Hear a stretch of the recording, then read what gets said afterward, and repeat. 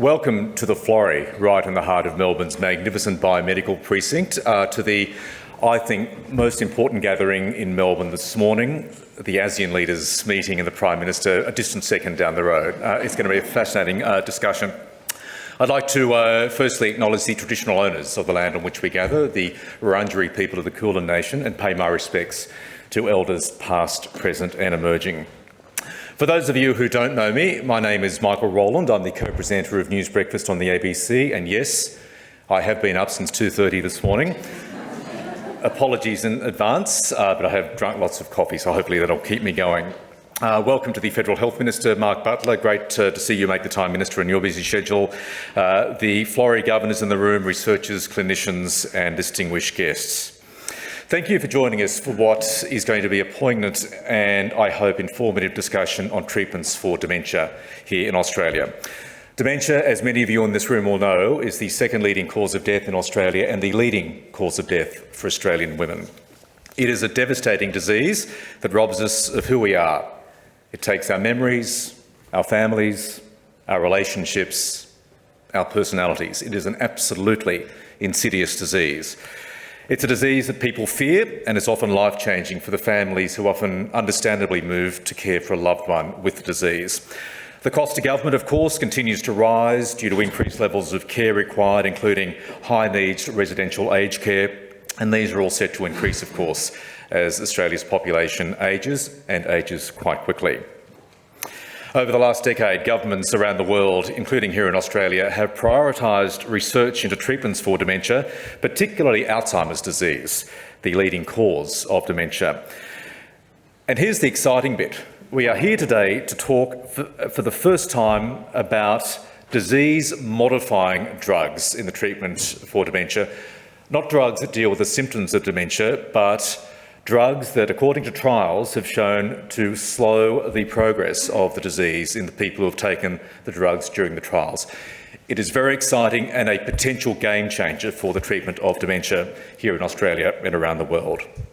Lecanemab, also known as Leqembi, has received full approval by the Food and Drug Administration, the FDA, in the United States. The Therapeutic Goods Administration here in Australia is currently considering it as to whether it will be approved here in Australia as well. Donanemab is a similar drug that is currently being assessed by the FDA in the States. Now, while these drugs offer tremendous hope for people, and lots of people who, with dementia, particularly their families, understandably cling on to hope, they are new drugs. And as is the case with any new drug, there are lots and lots of questions surrounding them. Questions including how beneficial are they, obviously? What are the side effects? How much do they cost? How accessible would they be? And how would we administer this drug en masse? There's been a lot of commentary in the media already and social media about these drugs and the effects and otherwise on people, and we are going to hear directly from what you'll agree when we see them, an absolute all-star panel of experts in the dementia and Alzheimer's disease field. But before we get to that, I'm going to introduce someone first up to remind us that that's the what and the where and the how, but to talk about the why. We all know dementia has a devastating impact on many families in Australia. In many cases, it affects the close family members of the person with dementia more than the person with dementia themselves. One of my other favourite TV shows, behind News Breakfast on the ABC, of course, is Gogglebox. And my favourite family on Gogglebox is the Silbury family.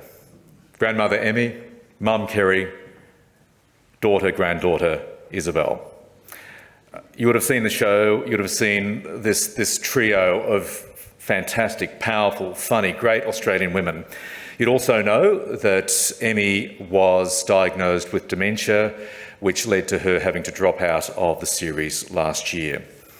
And I'm very grateful to say that Isabel Richards has agreed to join us today to talk about her and her family's very personal story. Please welcome Isabel to the stage.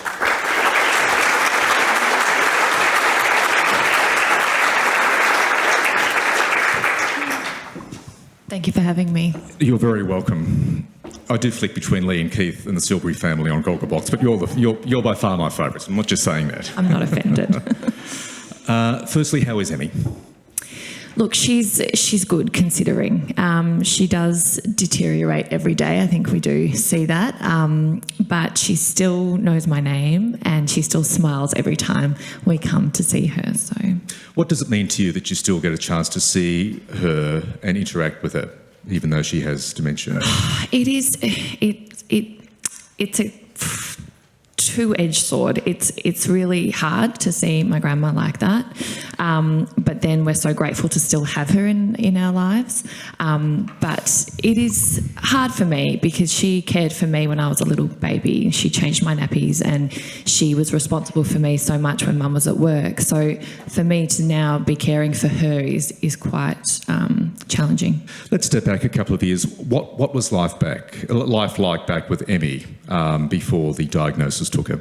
Well, it's what you see on the show, but you know, she's witty, she was funny, she was responsible, always very just pragmatic and just the life of the party.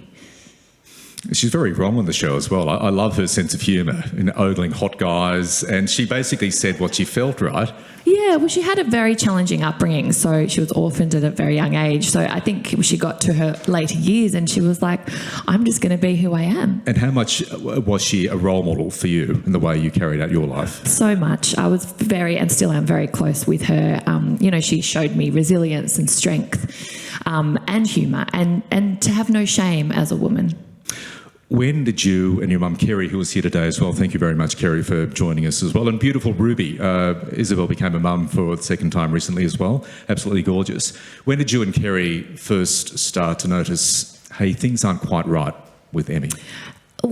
It was very difficult for us because Mum lived with her and cared for her. So being so close to a loved one, you kind of question whether you're seeing the deterioration. But I think there was a very poignant point where we actually discovered a Webster pack of a 1 month of medication that hadn't been taken, and she denied it. And then it was this awful, awkward, embarrassing for all of us to sort of say, hey, this is a problem. And it was horrible. We had to kind of confront her without making her feel ashamed. And then Mum got her assessed by a geriatrician. Was there pushback from Emmy, much in the way of, I'm okay, I'm just forgetful, we all, forget things from Emmy? Yeah, and that's the hard part because, she wasn't following conversations, she was forgetting to eat dinner, she obviously forgetting to take her medication. On the show we were still filming and it was evident she wasn't, keeping up with the show and what we were talking about, and yeah, it was hard. So take us through the next steps. She was diagnosed. How difficult was the decision for you and the family to say to Emmy, you actually need to go into care? Well, yeah, when we got the diagnosis, it was mild dementia, vascular of the kind, and she just went, that's all right. Nothing, I'm perfectly fine. Nothing wrong with me. And we were like, well, we need to keep you safe. And I think we went with that narrative of, we need to keep you safe and you'll be safer in care. And we're so thankful that the way she is, she's so happy-go-lucky that putting her into care, she's quite happy to have her glass of wine and she's got a few boyfriends on level 2. Oh, really? Okay, now we get down to tin tacks. Good on Emmy. And how tough was it for you and I guess the producers of the show to make the call to drop Emmy? Without a doubt, one of the most popular characters on Gogglebox. Yeah, look, they were very understanding. They respected our privacy if we didn't want to be public with her diagnosis. But Mum and I and the family discussed it, and we're really passionate about being honest about this disease because it's not just our family that's affected. There's so many other families in Australia that are, and it is horrible. And it affects, the ripple effect on the family members is just, it's taking a toll in our community, and we wanted to be really transparent with our audience about that. And we got so much beautiful feedback and support, and the producers were very happy for us to share that news. And on that basis, and thank you for being so public in that family battle, what advice do you have for family members? Either on the cusp of going through what you've been through with Emmy or right in the midst of it, given what your family has been through? I think keeping a sense of humour is really important. The diagnosis provided us with some relief in that we weren't frustrated and, angry, and that's awful to say about someone so precious of your family, but having the diagnosis really gave us empathy and understanding, and yeah, that's sort of my advice. But, you know, when we got the diagnosis, Mum and I just felt so helpless because I said, well, what now? What can we do? And it was like, nothing. And yeah, to be told that about someone so precious, and to just sit back and have to watch them deteriorate in front of your eyes, and sort of grieving the person, you know, they call it the long goodbye because they're going, but they're physically there. So it makes it really hard. What does it mean to you to now be able to take beautiful Ruby in to visit your grandmother? It means so much. You know, she just lights up when she sees our baby, and she does forget her name, but she wants to hold her, and she, this whole topic I think really hits home. I've brought in the next generation of women. So, you know, I'm thinking of my generation, what does this mean for me, you know, with my mother, and just, yeah, that whole daughters looking after mothers and... Yeah, well, she's in pretty fine form, Kerry, so I don't think you have to worry about Kerry. She's getting forgetful. Oh, is she? You are. Yeah, she might want to discuss that later with Kerry. Isabel Richards, a difficult subject which you have spoken so powerfully and candidly about. Thank you so much for joining us. Thank you. Thanks for having me.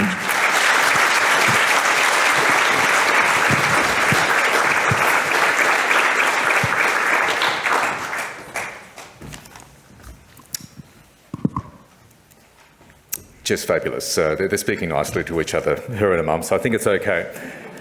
I want to introduce our next guest, the Federal Health and Aged Care Minister, Mark Butler, who has been the Minister since 2022, but he has had a long time interest in aged care. He was the author of a book back in 2015, if I think I'm correct, called Advanced Australia, which is a great read. I've still got it on my bookshelf. I should have brought it in to be signed by the Minister, where Mark Butler back then was writing about positive perspectives on the ageing population. Please welcome the Minister to talk about dementia and the way forward now. Thank you.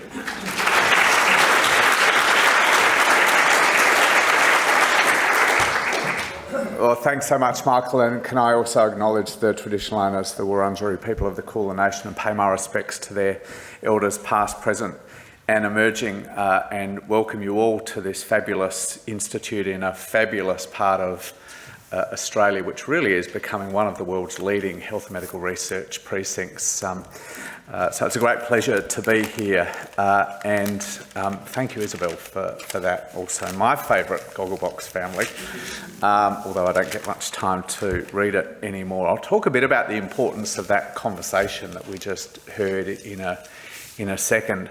I thought in this incredibly esteemed company, to Georgia, what on earth do you want me to say? And Isabel's given the perspective of a family dealing with this really challenging condition. You're going to hear from some of the best researchers in the world on this, including Colin, I think, in a video. So I thought I'd give you a bit of a perspective as a policymaker who's been watching this area for some decades.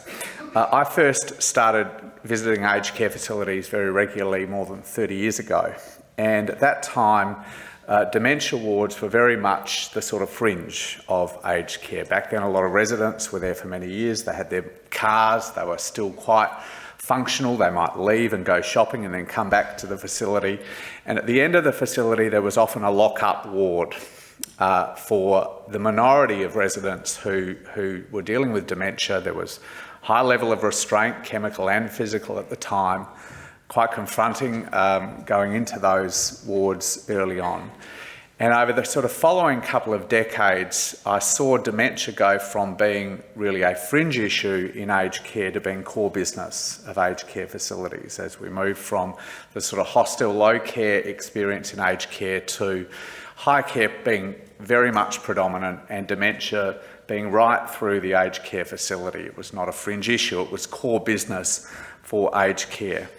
And in 2010, when I was made the Minister for Ageing by Julia Gillard, appointed to that portfolio, I had a discussion with Graham and Marie's predecessors as the head of what was then Alzheimer's Australia, Ida Buttrose, who is incredibly intimidating, can I just say? Incredibly intimidating woman. And I'm sure Michael was never intimidated by Ida, but I was. And Glenn Rees, who went on to run ADI, the international equivalent of AA. And it was really striking to me at the time that there was very sharp rising incidence of dementia in the community, but very little public discussion. Hazel Hawke, a dear member of the Labor family, had talked along with Sue particularly about her experience, but there was very little other public discussion in Australia about what it meant to have dementia or, as Isabel has talked about, what it meant to have one of your loved ones experiencing dementia or Alzheimer's. And that was pretty common around the world. And I remember having a discussion, sort of quite a frank discussion with Ita and Glenn, who, the discussion focused on the contrast with mental health that had really increased as a subject of public discussion, with lots of high-profile people opening up about their experience, either directly or with family members. We had Pat McGorry at the time, who was Australian of the Year. A very high level of consciousness, awareness, and therefore pressure on us as policymakers to do something about what they perceived at the time as a mental health crisis, particularly among our youngest members. And I said to Ida and Glenn, no one's knocking down my door. No colleagues are coming to me and saying, we need to do more about dementia. I mean, if asked, they'd say sure, but it's not something high on their radar. And I think we all, including you as the leading body, need to do something to lift that profile and encourage more of a public discussion. They then rallied out the front of Parliament House, with Ita attending her first ever rally in her 70s. You might remember, Marie, her talking about that. And from there, that Fight Dementia campaign really did lift the profile and led to a lot of policy change and funding increases. But back then, those funding increases were very much about support and advice, the sorts of challenges Isabel just talked about. When a family does receive that diagnosis, well, what do I do? Where do I get the best advice? How can I get some support, respite, ultimately, perhaps some residential care? Back then, therapies were a dream. They really were. I mean, drug companies had been pumping money into research, but with very, very little to show for that. And so we really focused very much on trying to increase those levels of support, advice hotlines, all those sorts of things. And swirling behind all of this, the sort of community debate, the sort of research effort of drug companies, was this still very vigorous debate about cause, or what the experts called the amyloid hypothesis. And key to that was Colin, whom we'll hear from very shortly. As you all know, almost 40 years ago, Colin Masters was one of the leading researchers to discover the connection between the beta amyloid protein and Alzheimer's. But for decades after, it remained a subject of fierce debate. I remember attending a neuroscience conference in Israel with Colin and a range of other neuropathologists and neuroscientists from Australia, where still the amyloid hypothesis was vigorously debated. Was the plaque simply there in a coincidental way? Was it even protective rather than causative? It struck me that Colin's intellect was surpassed only perhaps by his patience as he dealt with this for literally decades. A decade on from my last time in this portfolio, still we have an average of 3 years from symptom onset to diagnosis. Still there are real challenges for families in getting the right advice about what to do. And the right supports, either at home or ultimately in residential care. And still there have been lots of false starts, most recently with aducanumab, which was another one of Biogen's monoclonal antibodies approved by the FDA in 2021, and only in the last few weeks finally dropped by that company because although it showed good progress in terms of removing the plaques, it didn't really show much by way of impact on cognitive decline. So, really until we get to the subject of today's discussion, things weren't that much different as I came back into this portfolio from when I left it 10 years ago after being so rudely interrupted by the 2013 election. As Michael said, prevalence has skyrocketed. It's the number 2 leading cause of death, the number 1 for women. Our timely diagnosis hasn't really improved much. But finally, as we'll talk about a bit today, there is real light at the end of the tunnel with 2 new monoclonal antibodies that attach to this beta amyloid protein. Biogen working with Eisai on lecanemab, but also Eli Lilly, maybe soon to become the first $1 trillion pharmaceutical company in the world, working on its own monoclonal antibody, donanemab, as Michael said. The first having got FDA approval in Japan as well. It's been considered since June by the TGA, and donanemab expecting FDA decision in a matter of days, they've said in the first quarter of 2024. And we see real impact on cognitive decline from these 2 therapies. So really what we were dreaming of, really only dreaming of 10 years ago, is now a potential reality. Here we've got to go through the proper TGA process. Everyone in this room understands that. If donanemab receives the FDA approval, as it probably will over the coming days, it will then move to other regulators, including the TGA in due course. And we potentially have 2 new therapies, really for the first time, that show really significant impact on cognitive decline. So in addition to saying, of course, we've got to go through the proper processes, there are only 2 notes of caution, which I'm sure we'll talk about over the course of today. The first is it's not a cure. It's a disease-modifying therapy. But given the average age of onset, we know that even delaying the impact of dementia by 5 years will cause a profound change to the disease burden across the community. A profound change. So it's not a cure, but it's a significant disease modification.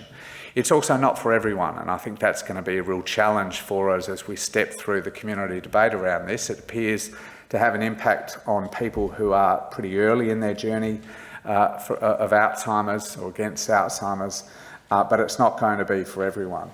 So in the context of all those very difficult issues, as well as incredibly exciting opportunities that are presented by these 2 new therapies, particularly lecanemab, which I think is going to be the main focus of today.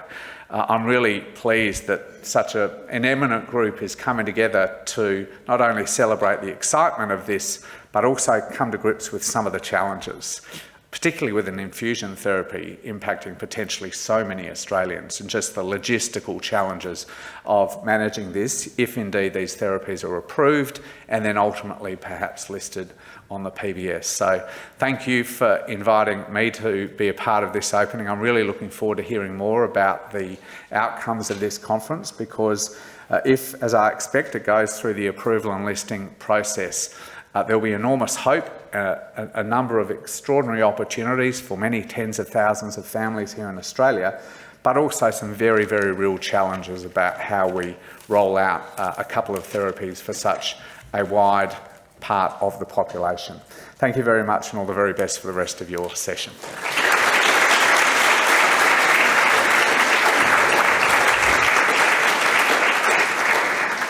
Thank you, Minister, and I can fact-check the Minister. Yes, ITER is a force of nature, in a positive sense.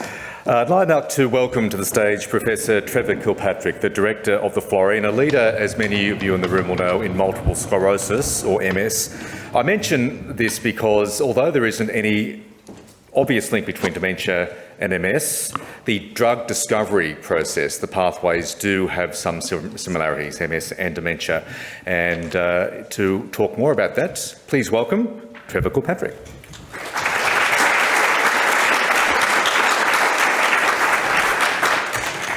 Thank you very much, Michael. I'd also like to pay my respects to the traditional custodians of the land on which we meet, the Wurundjeri people. And thank you so much to Isabel, to Michael, and especially to the Minister for giving your time today. But I think both the Minister and Isabel put this into really important context.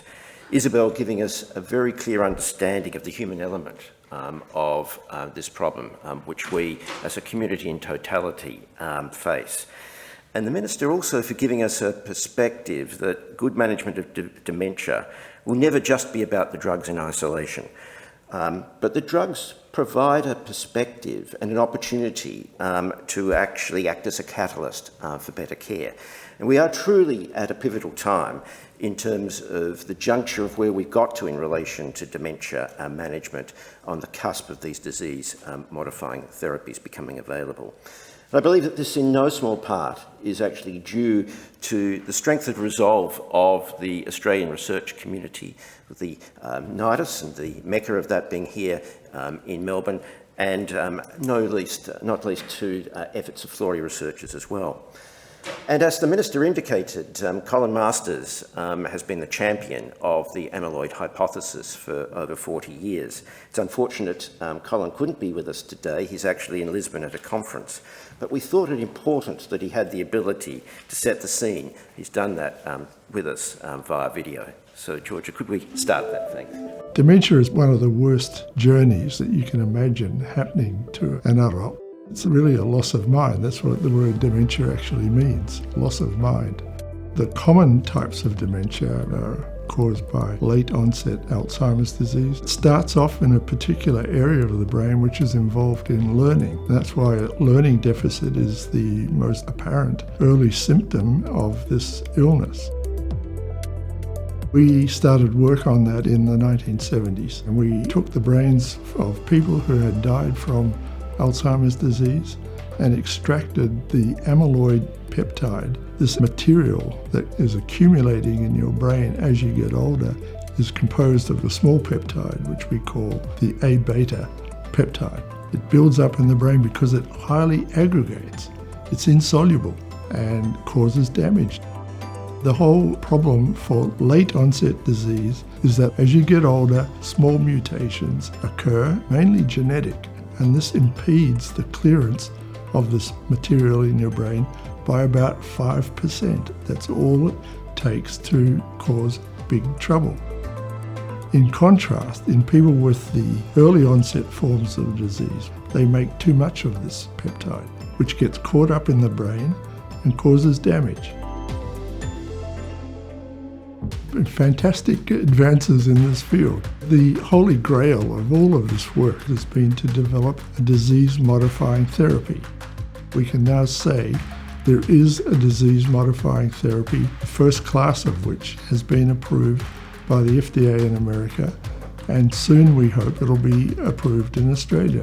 Lecanemab is the first product which is going to be widely distributed in clinical practice. The overwhelming data at the moment says that at the highest possible dose, at the very earliest symptoms, you get the best results. However, we are doing trials right now to see if they are successful in preventing or delaying the onset of the disease.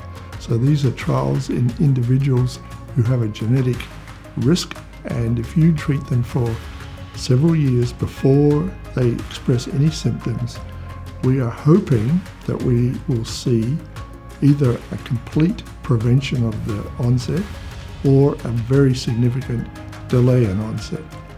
We now have in our vision a form of disease-modifying therapy. We may be able to entirely prevent Alzheimer's. That would be a remarkable outcome.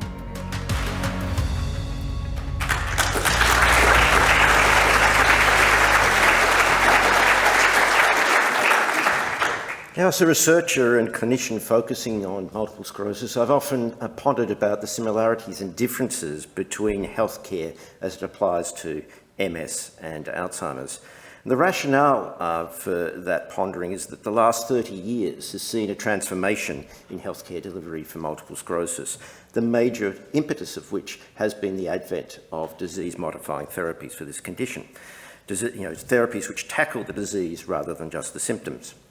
However, the benefit for people with multiple sclerosis over that epoch has not just been related to those treatments, it's actually been that those treatments have catalysed better healthcare, and that relates to better management of spasticity, pain, urological symptoms such as UTIs, and depression, to name a few.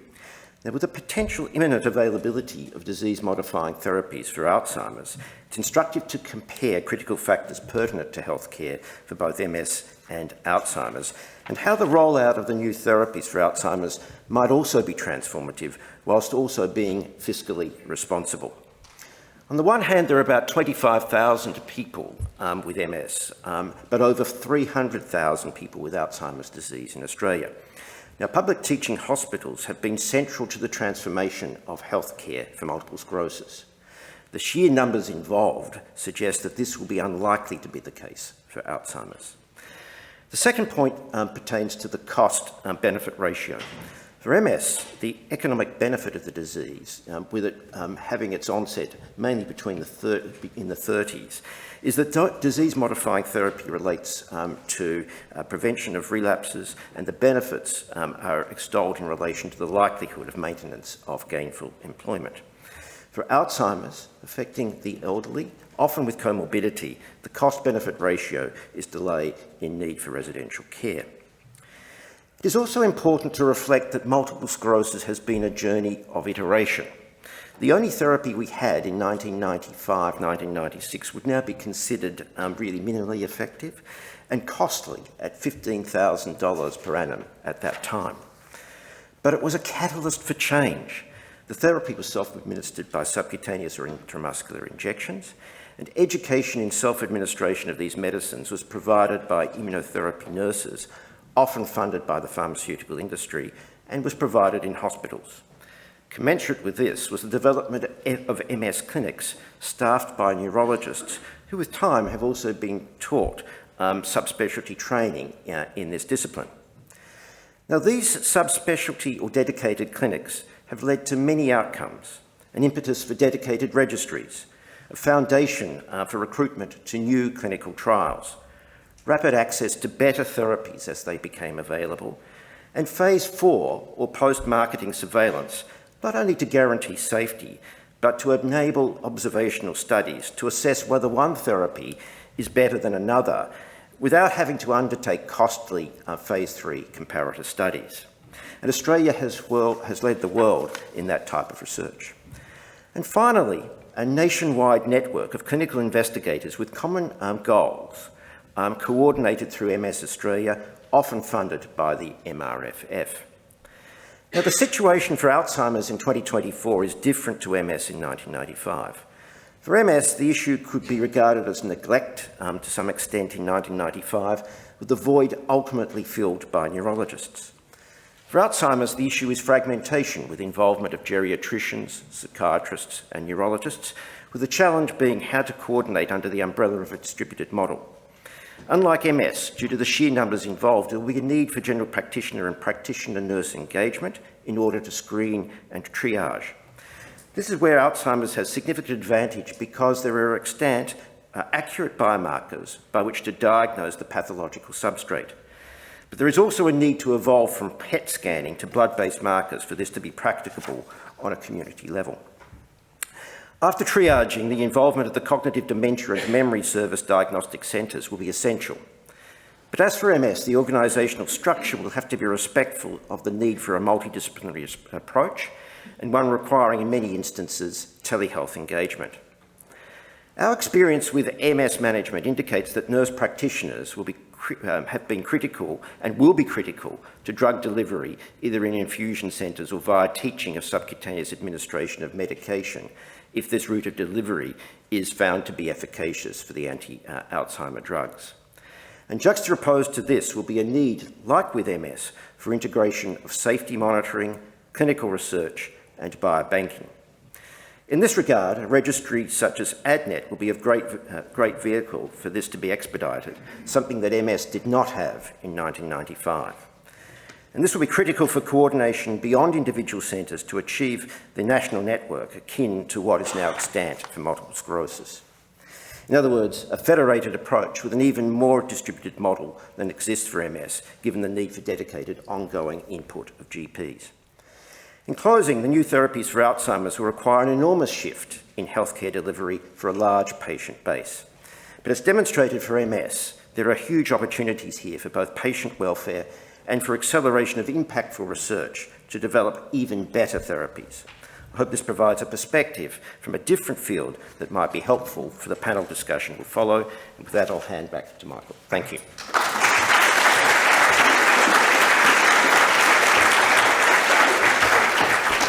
Fantastic. Thank you so much, Professor Kilpatrick. If I could invite my panellists to come to the stage, and while I do so, a bit of housekeeping. So we'll have a 25-minute chat here on stage. We will be taking questions from the audience afterwards. We have a couple of questions submitted already from experts in the field who couldn't be here today. But please, if you have a question, put your thinking caps on. You might be triggered by something that comes up in the discussion. We'd love to hear your views, your questions. Questions only, no statements, just questions, please. That'd be fantastic. I'd like to introduce this all-star panel. I feel quite intimidated. Mark Butler's intimidated by Ita Buttrose. I'm intimidated by this panel of experts in the field. Starting with Scott Ayton, Professor Scott Ayton. He leads the NHRMC Centre of Research Excellence in Enhanced Dementia Diagnosis here at Florey, investigating disease mechanisms, drug development for dementia, biomarker discovery and implementation, and clinical trials. Please welcome Professor Ayton.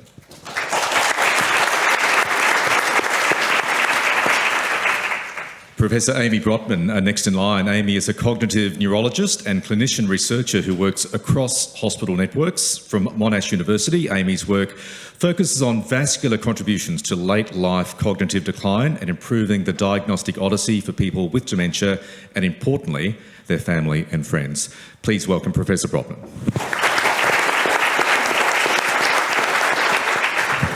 Acting Professor Nawaf Yassi. Nawaf is a neurologist at the Royal Melbourne Hospital with clinical and academic interests in dementia and stroke.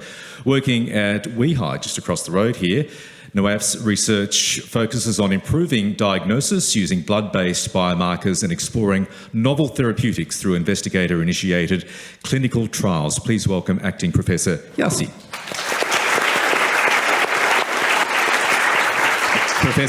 Professor Nicola Lautenschlager is the Director of the Academic Unit for Psychiatry of Old Age, Department of Psychiatry at the University of Melbourne. She is also a consultant old age psychiatrist at the Royal Melbourne Hospital. Please welcome Professor Lautenschlager. And last but certainly not least is Professor Chris Rowe. Chris is a neurologist and Director of the Australian Dementia Network. He's also a senior researcher here at the Florey and a consultant at the Austin Health Memory Disorders Clinic. Please welcome Professor Rowe. I want to start, I guess, with the obvious question. There's been a lot of excitement and also a lot of controversy about these new disease-modifying drugs, including lecanemab. I want to open with Amy and Chris first. Amy, perhaps you can start. The big question, do they work? They do work. So they uncontestably remove from the brain the amyloid plaques, so those sticky plaques that Colin spoke about before. So they're actually miracles of biomedical engineering, and they're designed to stick on those and to encourage the brain's native immune systems to take out those plaques and remove them. So they absolutely do that. It's quite amazing.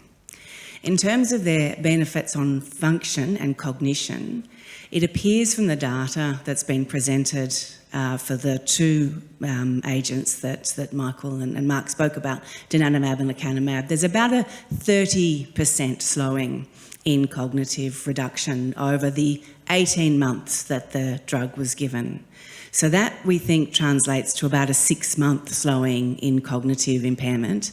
Now, there is some evidence that in some people it's better than that, and in some people that actually they get stabilisation of their cognitive pathway, if you like. But there's also evidence that some people also don't respond. We still need to understand that. So they do work with some caveats.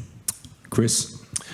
Absolutely agree. No doubt that they clear the plaques down to negative scan levels. But the benefit really does seem to be strongly related to how early you get in. Amyloid causes some direct damage, but it induces changes in the brain, such as tau aggregation, that cause a lot more damage. And once that's firmly established and you've got a brain full of tau, these anti-amyloid drugs become far less effective. But what's really exciting is that this is happening at the same time as blood tests for Alzheimer's disease are coming on board. We've just installed one here at the Florey. They're not clinically approved yet, but they've been proven to be very accurate. as good as PET scans in identifying patients who are developing Alzheimer's disease even before symptomatic. So my enthusiasm comes from early detection and treating early and stopping the development of the disease. You raised a very good point there, early. What's early in terms of is it mild or moderate cognitive decline? And understandably, people with families of people with dementia would be very excited about this news, even 6 months. I mean, every single day is of delayed progress is a benefit. 6 months is hugely important to these families. And I'll bring in Nawaf and Nicola on this question as well. Maybe you, Nicola, first. What do you say to those families? Because not everybody with dementia, broadly speaking, is going to be able to use these drugs. I think that's really the challenge for us here in Australia, as for any other country who's considering to have the drugs approved, is that there are several causes of dementia. Obviously, Alzheimer's disease is the most common cause, but the older people get, the more likely it is that they have mixed causes. So, for example, if you have patients who are in their 80s, very often they have also additional vascular changes. And then there are other causes of dementia, like frontal-temporal dementia or Lewy body dementia. So I'm equally excited as Amy and Chris, but I think we also need to be aware that a downside of this could be that there will be a lot of families who are disappointed that they can't have access to the medication because either dementia might be already too advanced or they have a different type of dementia. And we have to look at our whole care model for Australia to take care of everybody.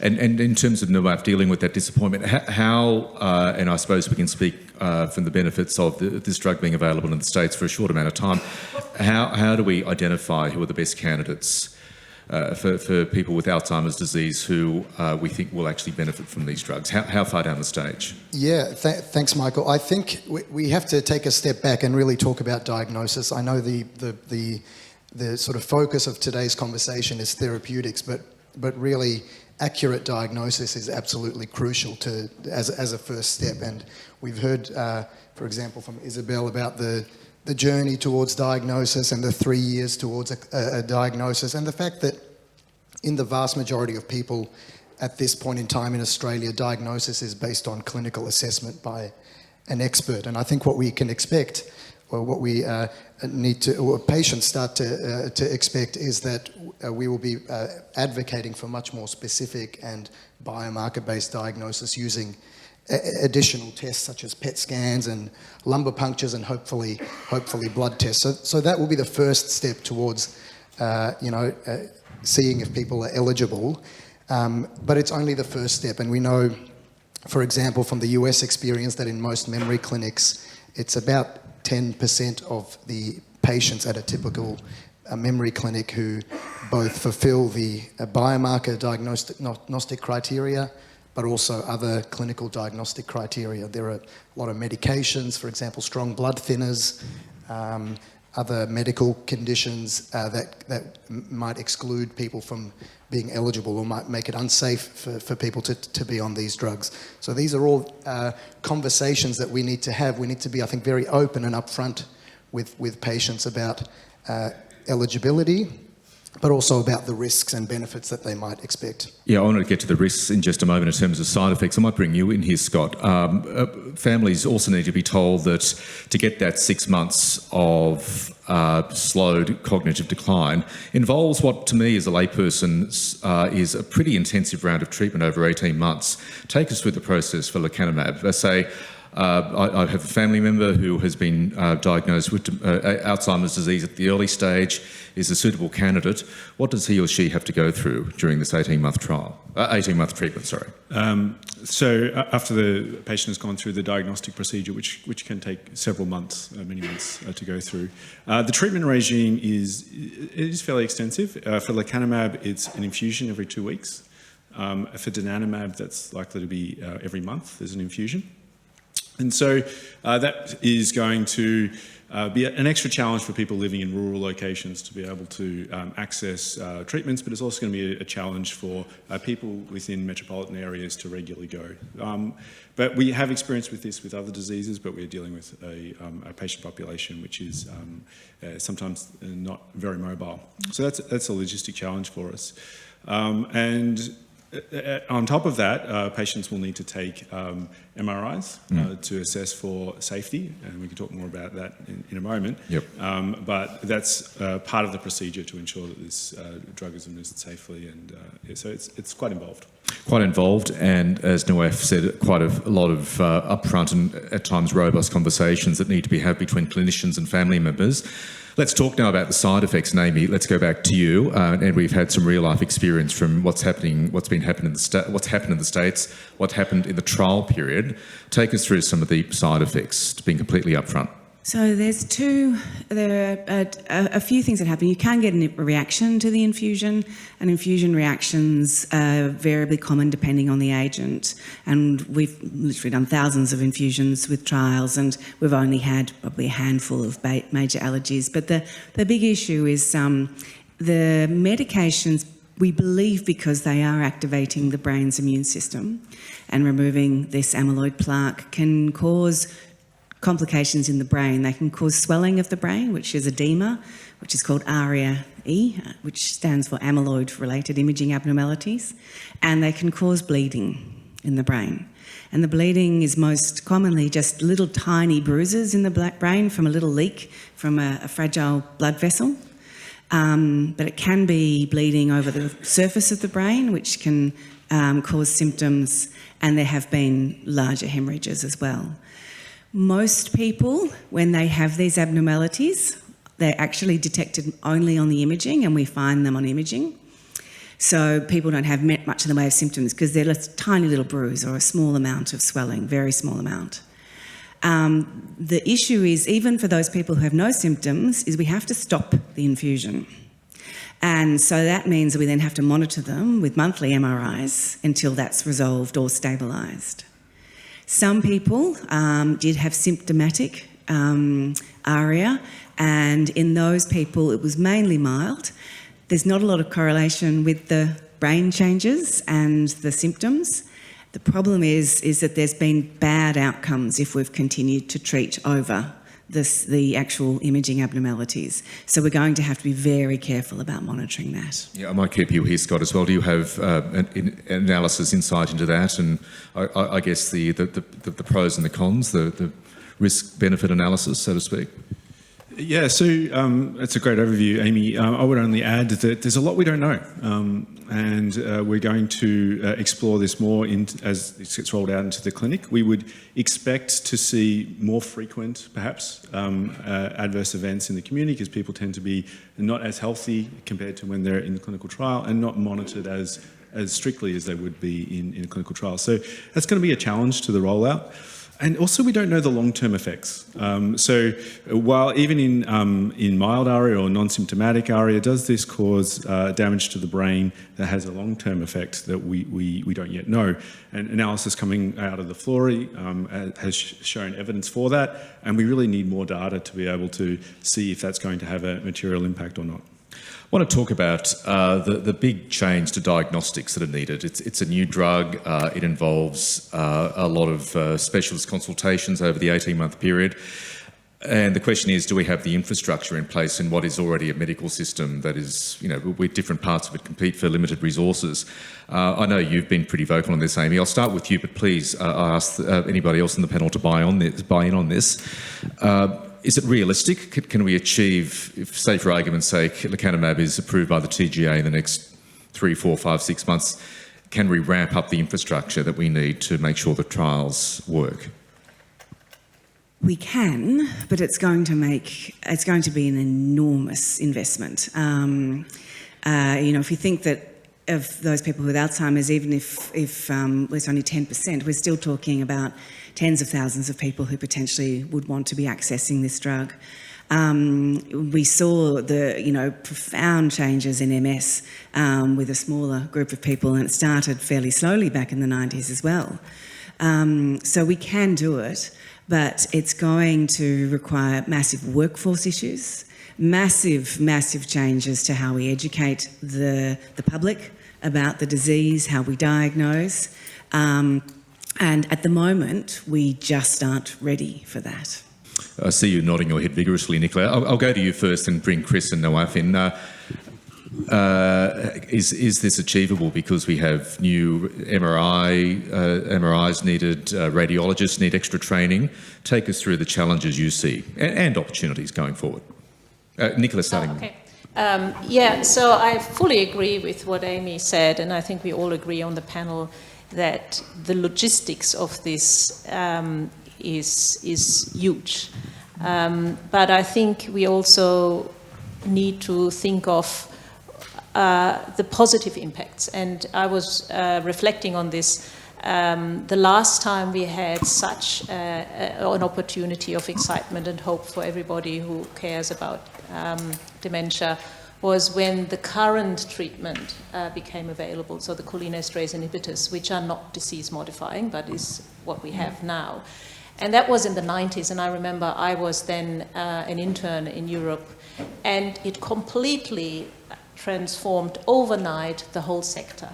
It was before no hope, you have to die with this illness, we can't help you at all, to there is a treatment. And just that change suddenly transformed also the workforce. There was an excitement at universities, amongst students, amongst trainees. It became much more attractive, similar to what happened in MS and similar what happened in cancer treatment. So I think, yes, there are all these unknowns, there are all these financial challenges, logistic challenges. We also have to think about general practitioners and what their role will be. We heard from Trevor, we need enormous support from our nursing cohorts and allied health staff. So it will be an all-society challenge, but it is such an excitement which could also break down stigma, could break down isolation, and I think ultimately will help us with workforce challenges. Indeed. Chris, and I might bring you in, Nawaf, as well. Chris Well, first. the practicalities are you need 5 MRI scans in the first 6 months. Now, fortunately, you don't need anything terribly fancy on the MRI. It's only about a 10-minute acquisition time required to do it. But it does mean the radiology practices will have to modify the way they do things to try and meet the numbers that are required. And you can't give the infusion until you've had the MRI at the specified time and made sure there's no ARIA. So they're going to have to be strictly scheduled and done according to schedule. PET scanning for qualification is going to be a challenge. The PET scanners around the country are pretty busy just doing oncology work at the moment. Again, you'll only need a 10-minute scan. So I think there is the possibility of scaling up there. The real bottleneck's going to be to get to see a specialist. And that's what they're experiencing in the United States, that the major clinics now have hundreds of people on their waiting list who want to be seen, to be assessed for the therapies there. This is where I hope the blood tests will come in. We, in the Australian Dementia Network and Florey, are now trialling these blood tests not only in specialist clinics but in general practice. And if the GP can identify somebody with very mild cognitive impairment, we can get the blood test showing they've got early Alzheimer's disease, fast-track them for assessment by a specialist and get them onto treatment. Then we should maximise the benefits of this treatment. Before we go to Nawaf, just on the blood tests, I mean, obviously less invasive, less costly than MRIs. How realistically, how close are we to achieving that? Very close. Right. There's an American one that will be on the market, but will be quite expensive within the next month or two through one of the major pathology providers here, and the others, which will be, I think, less expensive and done on site, not far behind. Interesting. Fingers crossed. Nawaf, I'd love to get your insights. Yeah, we've heard about the challenges, and I completely agree. This is going to be challenging to roll out. At the same time, I mean, my perspective is that this is really a new era in dementia treatment, dementia care. It's almost a new field of medicine in and of itself. And we heard about developments in multiple sclerosis from 20 or 30 years ago. There are similar analogies to developments in cancer, for example, if we go back 50 years. And we know that transformational change in all of those fields, and likely in this field, is not going to happen quickly. And I think the only way for us to see that iterative improvement in cost, in access, in efficacy, and in safety of these drugs is to really, start the process of engaging with the treatments, because it is going to be a lot of work and it's going to take time to see improvements. But I think there's an expectation on us to start engaging with that process. Indeed, and push through. Okay, let's talk about cost now. This is the part where, Minister, you might want to cover your ears. Lecanemab, I'll start with you, Scott, based on the real-life experience in the States. Over 18 months, it's not cheap. Yeah, correct. It is expensive. So the price of the drug in the US, lecanemab at the moment, is $26,000 US, and that's per year. And so currently we don't yet have a time when we would stop lecanemab treatment. It's ongoing, but probably on average we're expecting people to be on treatment for 18 months.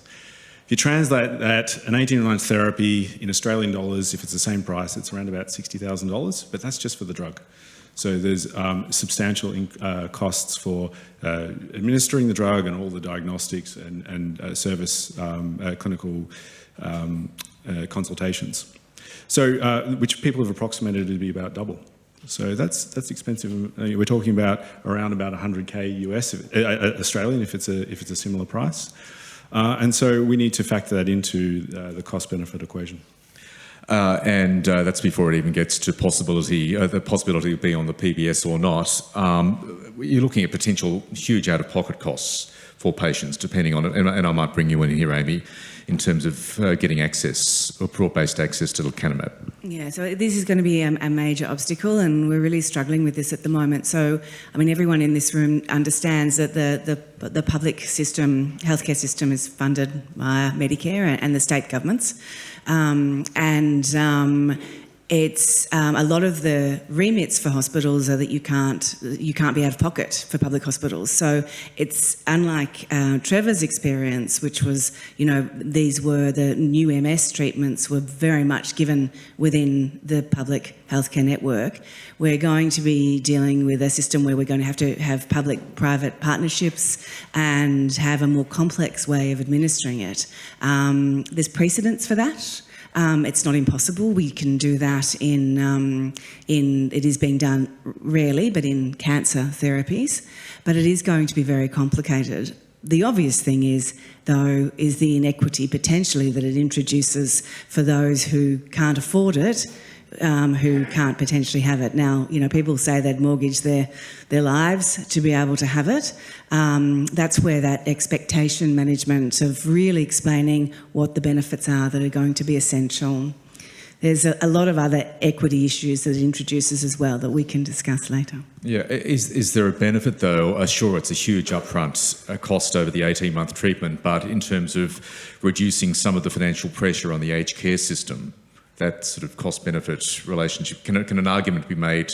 And please feel free, Nicola, do you want to buy in on that? The money you spend for each and every dementia patient on lecanemab is money potentially, if they're getting 6 months extra AD relatively free life, that reduces that impact on aged care. So they may not have to go into aged care for a much longer period. I think it's incredibly complex, and I think none of us can even predict how this is going in the future, because there are also some critical voices who say, well, we have to be mindful that there could be an outcome where those patients who receive these treatments need more care during their lifetime. And so you could actually increase the lifetime care costs per individual. Now, obviously, we heard from Isabel the amazing burden and challenge for families where dementia is happening. So I think we should rather be compassionate and see how we can, as a society, rally around supporting anybody who has to deal with this illness. But I think we need also very savvy financial, strategic management, and I think probably help the sector beyond the drugs to grow. So we heard 10% in the best case scenario in the early days of these first drugs will be eligible. We need to think about the 90% who are not. Yep. So we need to have a holistic care model where we care about each family where dementia is hitting in the same passionate way, and then improve the other care alternative methods which are available. Chris? Being more optimistic again, the costs will come down. There's a subcutaneous form of lecanemab that works very well, and it's actually before the FDA for approval right now.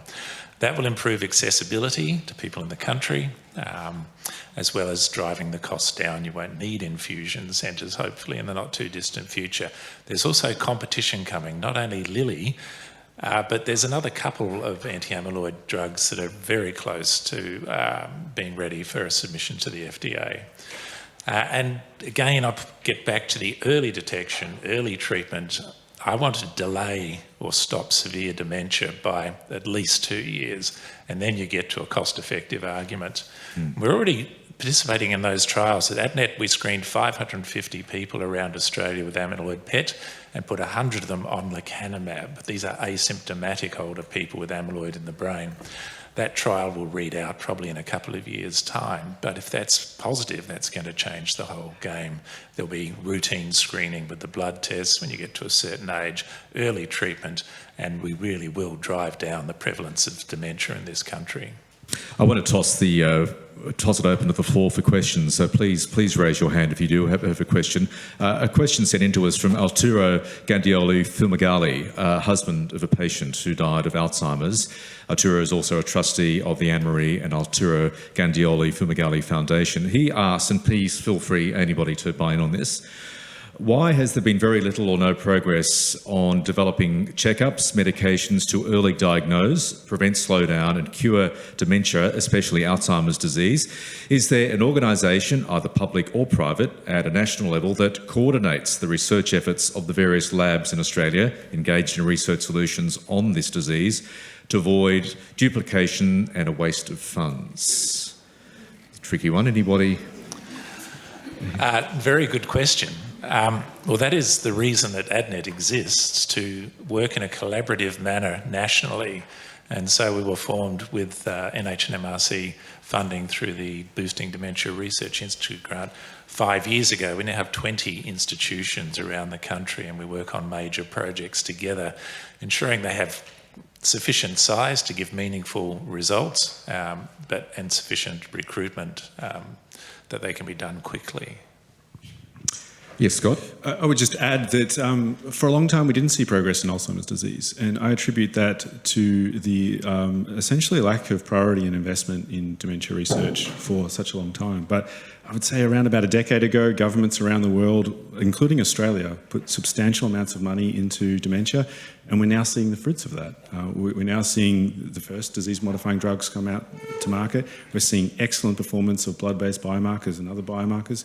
So I think in the last decade we've seen substantial progress, and that's on the back of the investment into medical research. Just please raise your hand if you've got a question to ask.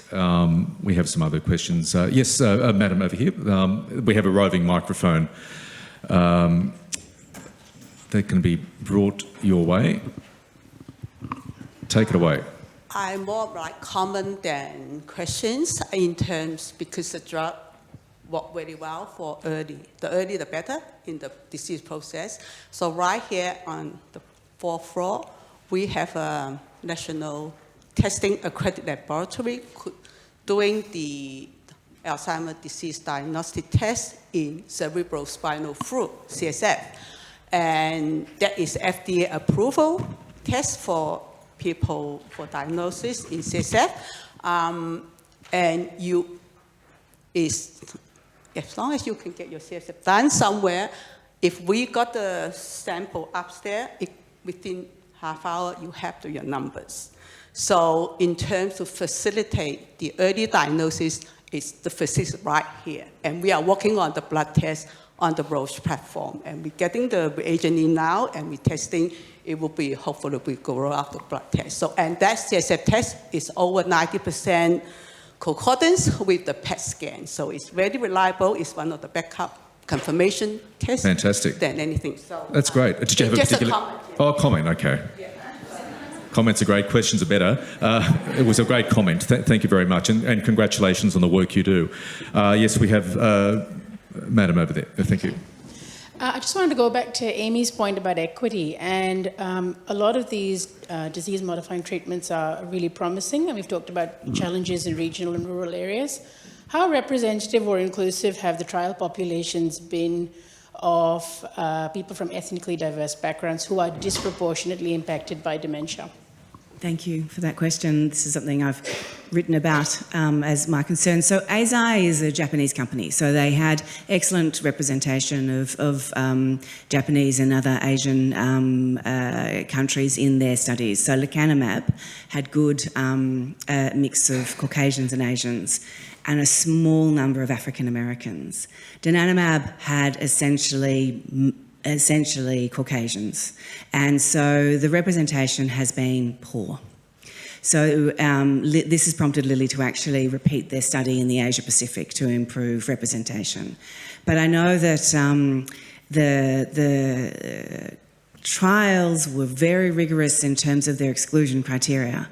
So you had to have a certain level of education.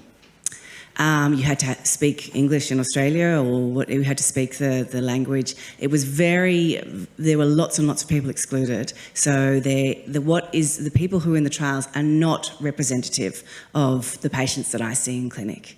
And I'd also note that in Australia there were no Aboriginal and Torres Strait Islander people in the study, in any of the studies.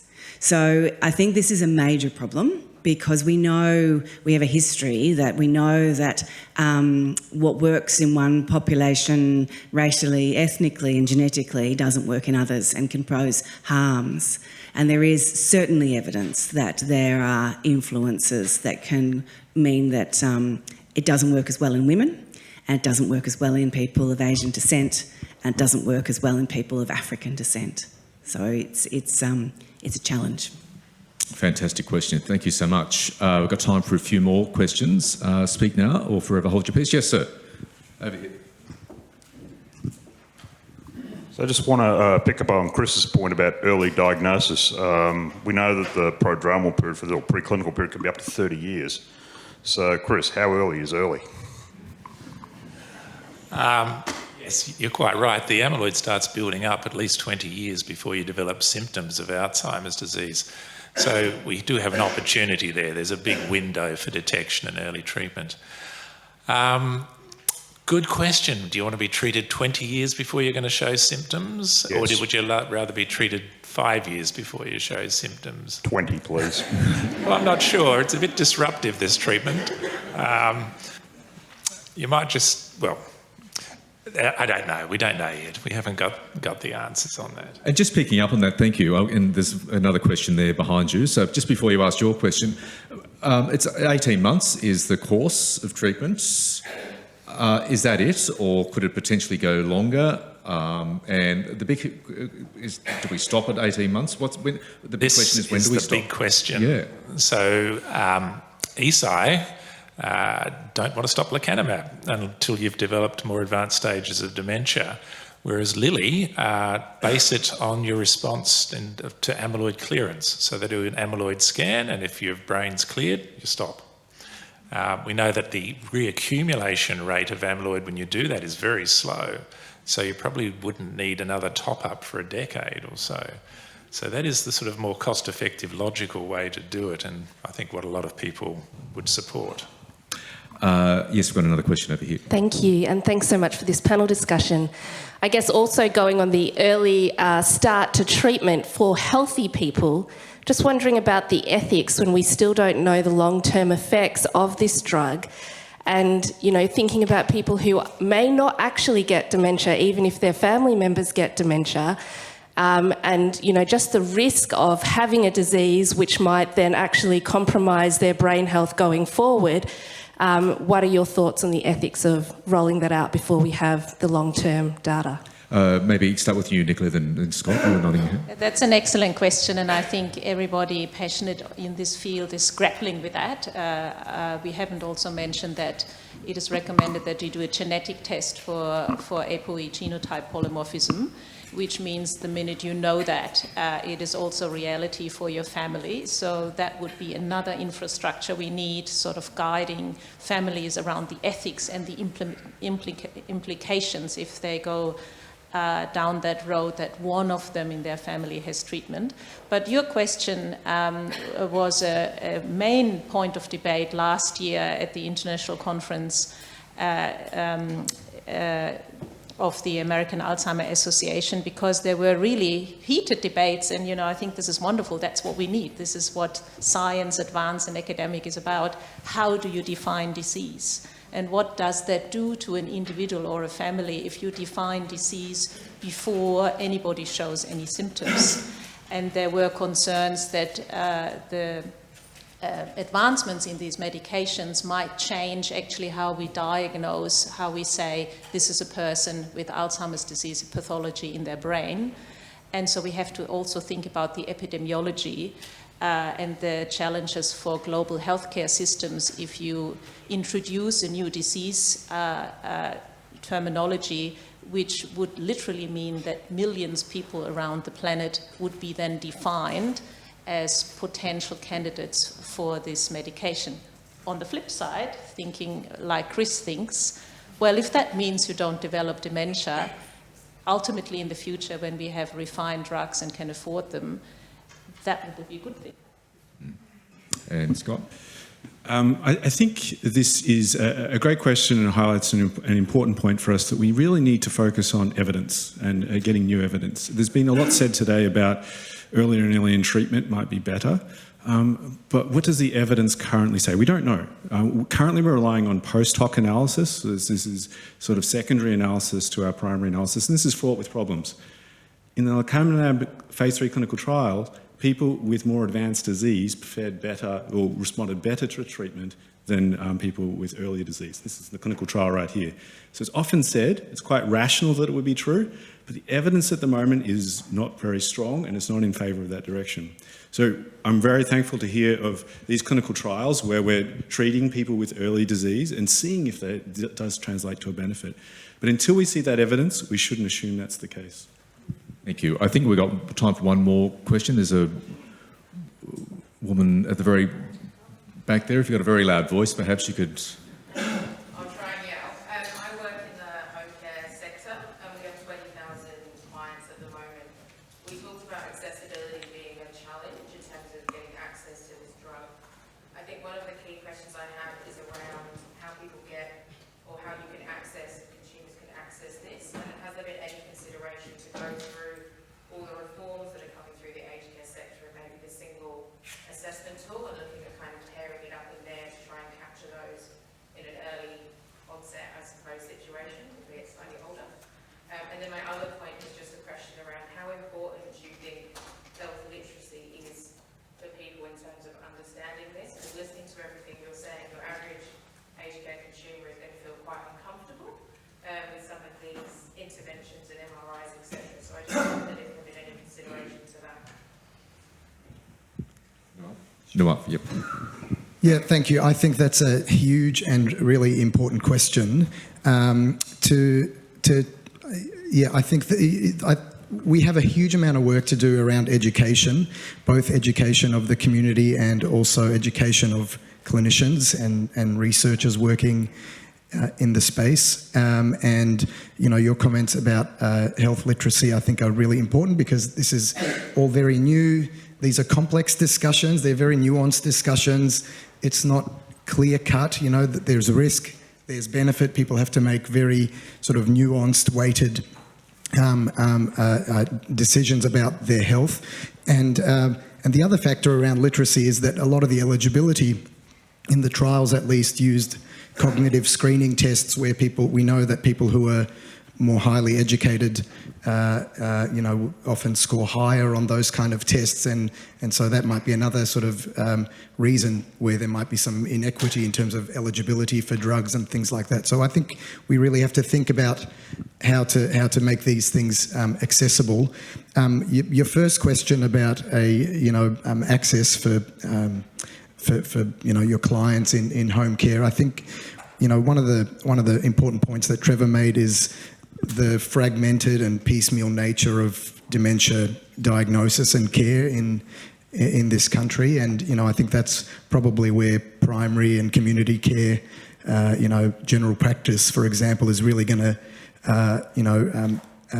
have to have a lot of education and carry the weight of this large number of patients who are going to be interested in getting a diagnosis and understanding whether they're eligible for the drug. So I think primary care and community care is going to be critical.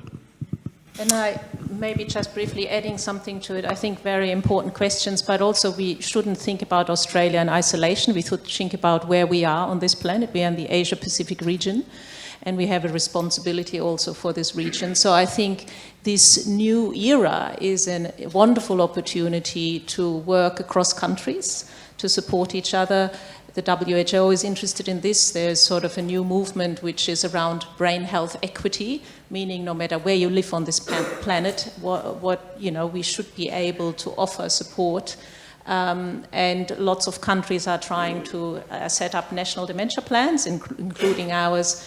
And lots of our neighbours here in the area will also look at Australia for support. So I think hopefully the global community can learn from each other. Thank you.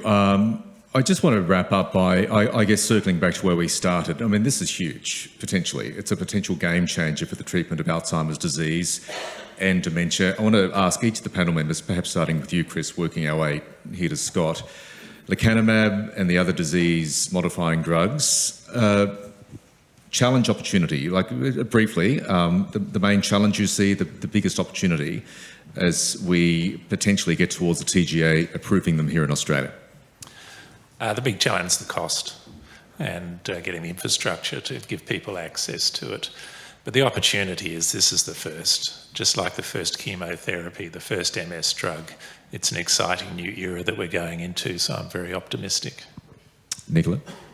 I agree with Chris, and I would just add that we should use that new era as an accelerator to make sure that we are leaving nobody behind, not a single family where dementia hits, so that overall the care and access gets better.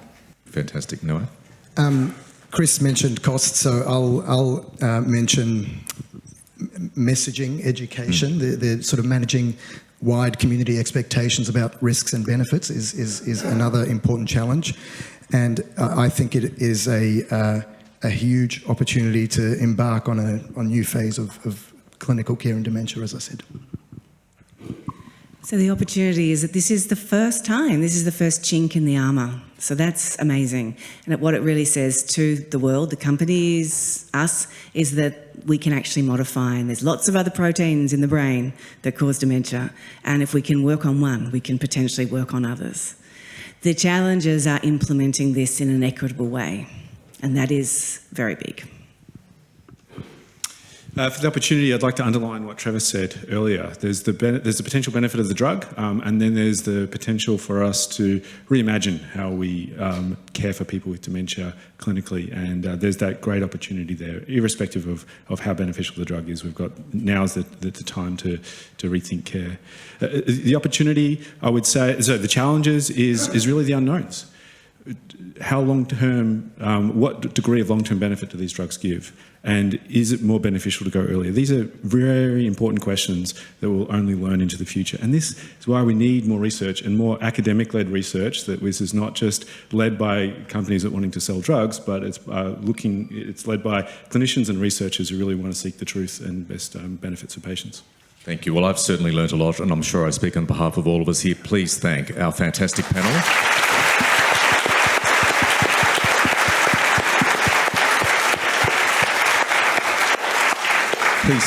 Please thank Isabel and all of our love to Emmy. Please give that to Emmy. Isabel, you were fantastic, Isabel. Please thank Isabel.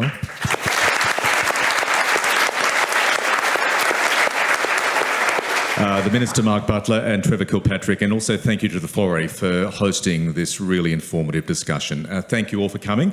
Please stick around, there'll be time for a bit of networking and chats and more questions if you had them for our experts a bit later on. Thank you, and please enjoy the rest of your day. Have a good night.